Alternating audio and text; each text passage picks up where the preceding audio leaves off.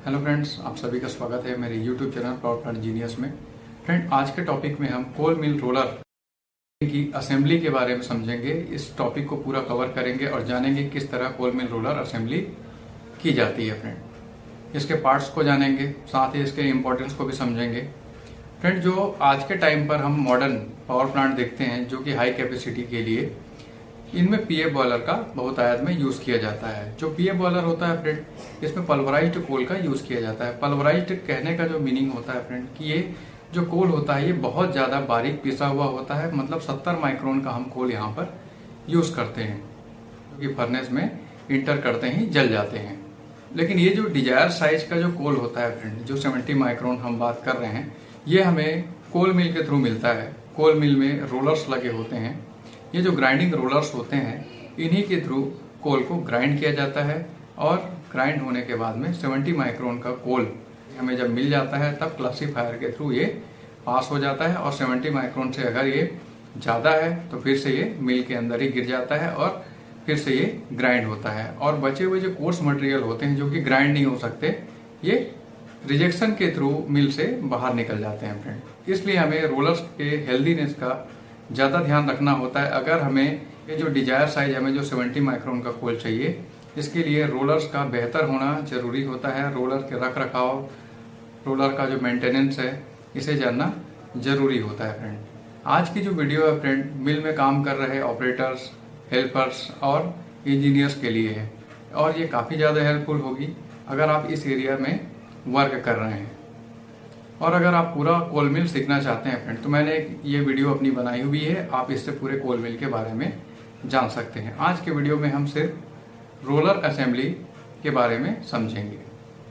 Friends, ये कोल मिल का internal view में आपको दिखा रहा हूँ। यहाँ पर 3 ग्राइंडिंग रोलर्स आपको दिखाई दे रहे हैं। सबसे पहले नए में जब हमारा कोल मिल का जो रोलर होता है, इन पे जो टायर चढ़ी हुई आपको दिख रही है, ये नए टायर्स हैं।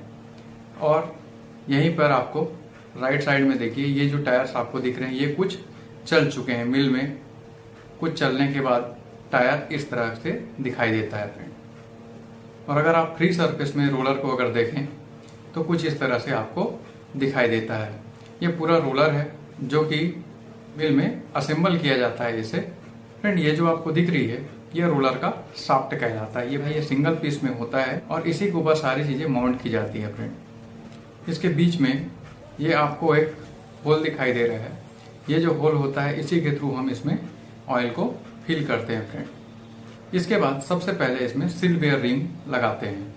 इसका जो वर्क होता है फ्रेंड, ये मूवेबल पार्ट को वेयर एंड टियर होने से बचाना होता है, ऑयल के लुब्रिकेशन लीकेज को रोकना होता है और फाइन डस्ट को मूविंग पार्ट में जाने से रोकने का काम करता है फ्रेंड। इसके बाद फ्रेंड इसके ऊपर में सील कीपर लगता है।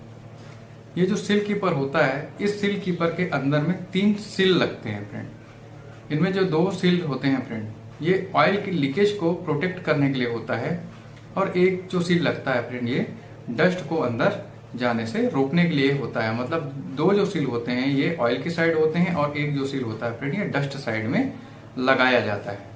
ये जो सील होते हैं ये लुब्रिकेशन ऑयल को बाहर लीकेज होने से रोकने के लिए और डस्ट को मूविंग पार्ट में अंदर जाने से प्रिवेंट करने के लिए यहाँ पर लगाई जाती है। यहाँ पर सील कीपर के अंदर आपको ये 3 सील लगने के मार्क आपको दिखाई दे रहे हैं। यहाँ पर इस सील को अभी निकाल लिया गया है। ये जो सील इसी जगह पर माउंट किया जाता है फ्रेंड। सील कीपर का जो वर्क होता है फ्रेंड, ये सील के अरेंजमेंट को प्रॉपर बनाए रखने, सील वेयर थर्मली अपनी जगह पर पकड़ कर रखने के लिए किया जाता है, जिससे कि वाइब्रेशन होने पर या इस पर लोड पड़ने पर ये जो सील होते हैं अपनी जगह पर बने रहें, वाइब्रेशन आने पर भी ये अपनी जगह को न छोड़ें। और सील वेयर रिंग की प्रॉपर पोजिशनिंग इसके थ्रू होती है फ्रेंड। इसके बाद में एक स्पेसर रिंग लगाया जाता है। ये आपको स्लाइड में दिख रहा है, ये स्पेसर रिंग कहलाता है फ्रेंड। ये बहुत ही एसेंशियल कंपोनेंट होता है इस रोलर असेंबली के लिए, जो कि सील कीपर और बेरिंग के बीच में एक स्पेसिफिक गैप को बनाए रखने का काम करता है और रोलर पर पड़ने वाले लोड को इवेंटली डिस्ट्रीब्यूट करने का काम करता है और सील कीपर और सील वेयर रिंग को सही गैप क्लियरेंस देकर डैमेज होने से बचाता है। इसके बाद फ्रेंड इसमें बेरिंग लगाया जाता है। इसमें जो बेरिंग यूज किया जाता है ये टेपर्ड रोलर बेरिंग का यूज करते हैं फ्रेंड। यहाँ पर दो बेरिंग का यूज किया जाता है, एक शाफ्ट के टॉप साइड में और दूसरा होता है फ्रेंड ये बॉटम साइड में। यहाँ पर फ्रेंड इस असेंबली में हम अभी बॉटम साइड का बेरिंग को लगाएंगे। फ्रेंड बेरिंग को लगाने से पहले हमें बेरिंग को हीटिंग किया जाता है, जिससे कि इसमें थर्मल एक्सपांसन होता है और एक्सपांसन होने पर थोड़ा सा इसमें गैप बढ़ जाता है इसका, जिससे कि ये शाफ्ट में अच्छे से इसकी पोजिशनिंग हो पाती है। इसके लिए जो हम हीटिंग टेम्परेचर मेंटेन करते हैं फ्रेंड ये 100 to 110 डिग्री के अराउंड मेंटेन करते हैं। फ्रेंड यहाँ पर दो बेरिंग लगे हुए हैं, दोनों बेरिंग को वियर एंड टियर बचाने के लिए इसमें आउटर रेस लगाया जाता है। ये जो दोनों आउटर रेस होते हैं ये टायर की हाउसिंग में लगाते हैं। दोनों जो आउटर रेस होते हैं एक दूसरे के अपोजिट इन्हें लगाया जाता है फ्रेंड, क्योंकि एक जो बेरिंग होता है ये टॉप साइड में लग रहा है, दूसरा जो बेरिंग होता है ये बॉटम साइड में लग रहा है। दोनों ही बेरिंग टेपर्ड रोलर बेरिंग होते हैं, तो इनमें लगाने के लिए पहले हम एक बेरिंग को यहाँ पर लगा लेते हैं और दूसरी बेरिंग को हम ऊपर से लगाएंगे। तो फ्रेंड इस आउटर रेस को लगाने के लिए हमें श्रिंक फिट टेक्निक का यूज किया जाता है। यहाँ पर श्रिंक फिट टेक्निक जो होता है फ्रेंड, यहाँ पर आउटर रेस को लगाने के लिए पहले इसे हमें बर्फ की सिल्ली में दबाना होता है, जिससे कि इसमें थर्मल कॉन्ट्रैक्शन होता है, जिससे कि ये अपने साइज में थोड़ा सा रिड्यूस हो जाता है। और हमें टायर की जो हाउसिंग होती है फ्रेंड, इसकी बॉडी को इन साइड से हमें थोड़ा हीटिंग करना होता है फ्रेंड, जिससे कि इसमें थर्मल एक्सपांसन होगा, जिससे कि ये साइज में थोड़ा सा फैल जाएगा। और इसके बाद में हम ये जो आउटर रेस है फ्रेंड, इसे हम बर्फ से निकाल कर इस जगह पर लाकर अच्छे से लगा देते हैं। और हमें इंश्योर होना होता है कि हमने जो आउटर रेस लगाया है ये प्रॉपर अपनी जगह पर पोजीशन की हुई है या नहीं। इसके बाद में फ्रेंड ये हमारा जो टायर है ये नया टायर है। अब हमारा जो पुराना टायर था ये खराब हो गया था, इसे हम नया इसमें असेंबल कर रहे हैं। तो इसे असेंबल करने के लिए सबसे पहले इसे हीटिंग किया जाता है। हीटिंग के लिए जो हम टेम्परेचर मेंटेन करते हैं वो 120 से लेके 150 डिग्री तक का मेंटेन करते हैं। वो सभी रोलर्स के लिए ऐसा जरूरी नहीं है कि 110 से 150 के आसपास का टेम्परेचर मेंटेन किया जाए। 110 तक भी कर सकते हैं, 120 तक भी कर सकते हैं। ये जैसी डिमांड होती है मटेरियल की उसके अकॉर्डिंग हमें टेम्परेचर को रखना होता है। तो इसे हम हीटिंग कर रहे हैं। हीटिंग करने के बाद में इसे टायर हाउसिंग में लाकर इसे लगा देंगे फ्रेंड। इसमें जो आपको केबल लपेटा हुआ दिख रहा है फ्रेंड, ये हीटिंग केबल कहलाता है। इसे हम यहाँ पर लपेट देते हैं और यहाँ पर बिजली की सप्लाई कर दी जाती है, जिसके थ्रू ये हीटर की तरह बिहेव करते हैं और ये टायर को गर्म कर देते हैं, जिससे कि टायर गर्म हो जाता है। और यहाँ पर एक टेम्परेचर को मेजर करने के लिए डिजिटल इंडिकेटर होता है फ्रेंड, इसके थ्रू हम डिजिटल इंडिकेटर से टेम्परेचर को मेंटेन करते हैं। यहाँ पर फ्रेंड आपको दो असेंबली दिखाई दे रही है, एक जिसमें बेरिंग लगी हुई होती है, सील कीपर लगा हुआ है, सील लगे हुए हैं, रोलर शाफ्ट लगा होता है। और दूसरी जो असेंबली है फ्रेंड ये टायर और टायर हाउसिंग की असेंबली है। अब इस टायर हाउसिंग को हमें उठाना है और उठाकर इस रोलर असेंबली वाले पार्ट में क्रेन की हेल्प से इसमें लगा देना है। अब फ्रेंड देखिए यहाँ पर ये जो रोलर असेंबली थी ये टायर हाउसिंग के साथ में अच्छे से अटैच हो चुकी है। ये अटैच होने के बाद में फ्रेंड यहाँ पर हम सिम लगाते हैं। सिम का जो साइज होता है 1.2, 1.3, 1.4 mm के आसपास का होता है। ये अलग अलग हो सकते हैं और संख्या में 4 से 5, 2 से 3 अलग अलग।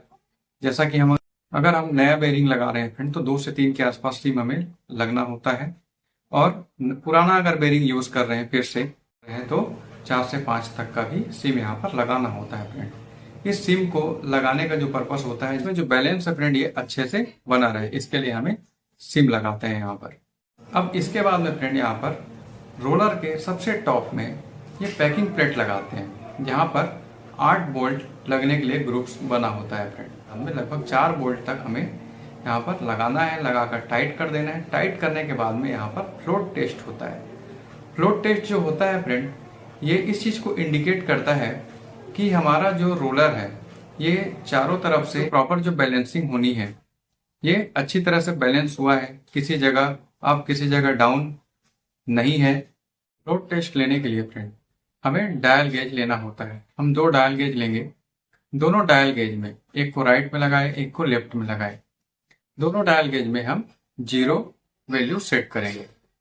ये जो 0 वैल्यू है फ्रेंड, ये 0.05 mm पर आकर रुकनी चाहिए। तब हम ये मानते हैं कि हमारा जो असेंबली वर्क है ये प्रॉपर हुआ है, किसी जगह अप एंड डाउन नहीं है। और इसे हम रोटेट करके देखते हैं, जिससे कि ये रोटेट होने पर ये जो वैल्यू है ये चेंज नहीं होनी चाहिए, जिससे कि हम पूरी तरह से इंश्योर हो जाते हैं कि हमारी असेंबली अच्छे से की गई है। और वही बात करें पुराने बेरिंग की, तो 0.1 mm के आसपास इसकी वैल्यू होनी चाहिए, इससे ज़्यादा नहीं होनी चाहिए। अगर फ्लोट टेस्ट में जो वैल्यू है ये सही नहीं आती है तो हमें फिर से इसे खोलकर देखना पड़ सकता है, और हमें सिम की पोजीशन क्या है, आउटर रेस की क्या पोजीशन है, बेरिंग की क्या पोजीशन है, बेरिंग चल पाएगा या नहीं चल पाएगा, इन सारी चीज़ों को फिर से हमें देखना होता है। या किसी पार्ट्स की असेंबली अच्छे से नहीं हुई है, इन सारी चीज़ों को हमें फिर से एग्जामिन करना होता है फ्रेंड। इसलिए ये जो फ्लोट टेस्ट है इस पर वैल्यू हमारा सही आना बहुत ज़रूरी होता है। अब अगर हमारी जो असेंबली हमने जो की है इसकी वैल्यू अगर सही आ जाती है, तब हमें ये जो बचे हुए 4 बोल्ट है ये भी पूरा लगा देना है। लगाने के बाद में फ्रेंड इसके ऊपर एक टॉप कवर लगता है। ये जो टॉप कवर होता है इस पर ओरिंग लगती है, तो ये ओरिंग और टॉप कवर हम लगा देते हैं, जिससे कि हमारा जो पूरा रोलर का असेंबली वर्क था ये कंप्लीट होता है। फिर रोलर की असेंबली हो जाने के बाद हमें इसे जनरल हेड में ले जाकर मिल में फिट करना होता है। फिट करने के बाद में हम इसे ऑयल टॉपअप करते हैं। ऑयल टॉपअप जो कर रहे हैं फ्रेंड, इसमें 60 लीटर का ऑयल हमें टॉपअप करना होता है। और जो इसमें ऑयल हम यूज़ कर रहे हैं ये ग्रेड 680 के आसपास का हम ऑयल यूज़ करते हैं फ्रेंड। मेरी जो आज की वीडियो थी ये रोलर असेंबली के लिए थी। उम्मीद है आप लोगों को अच्छा लगा होगा, कुछ सीखने को नया मिला होगा। अगर आपको अच्छा लगा तो लाइक करें, शेयर करें, सब्सक्राइब करें। मिलते हैं फ्रेंड नेक्स्ट वीडियो में। लास्ट तक वीडियो देखने के लिए आप सभी का थैंक यू।